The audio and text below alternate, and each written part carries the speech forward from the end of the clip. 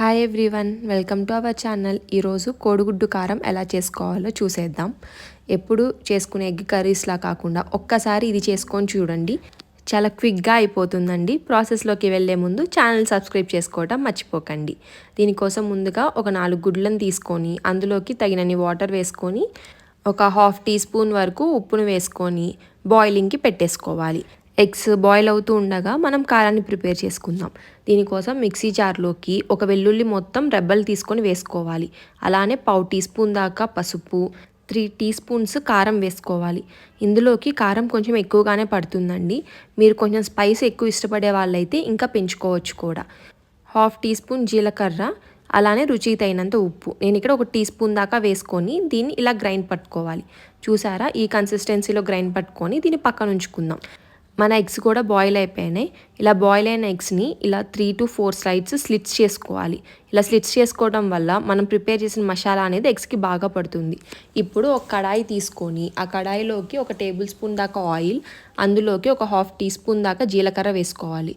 జీలకర్ర చిటపటమన్న తర్వాత అందులోకి సన్నగా తరుక్కున్న 2 పెద్ద ఉల్లిపాయలను వేసుకోవాలి. మీడియం సైజ్ ఉల్లిపాయలు అయితే ఒక 3 ఉల్లిపాయల దాకా పడుతుంది.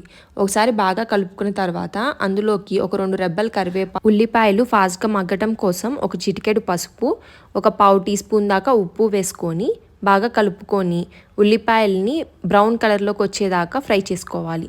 మనం ఆల్రెడీ కారంలో సాల్ట్ వేసాం కాబట్టి ఇక్కడ ఒక 1/2 టీ స్పూన్ వేస్తే సరిపోతుంది. ఇలా బ్రౌన్గా ఫ్రై అయ్యేదాకా వేయించుకోవాలి.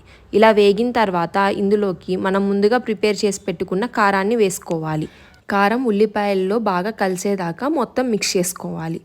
ఇలా మిక్స్ చేసుకునేటప్పుడు కారం అడుగు పట్టకుండా ఉండటం కోసం ఒక టేబుల్ స్పూన్ దాకా వాటర్ని వేసుకొని బాగా కలుపుకోవాలి.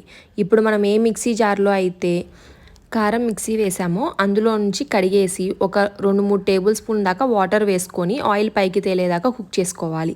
ఇలా కుక్ చేసుకోవడం వల్ల అందులో వేసిన మసాలాలు అనేవి బాగా కుక్ అవుతాయి.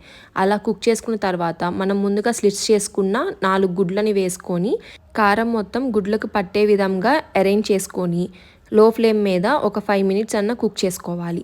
ఇప్పుడు ఇలా ఆయిల్ పైకి తేలుతున్నప్పుడు ఫైనల్గా స్టవ్ ఆఫ్ చేసేసుకొని అందులోకి కొంచెం కొత్తిమీర వేసేసుకొని కలిపేసుకుంటే మన ఎగ్ కారం అనేది రెడీ అయిపోయింది.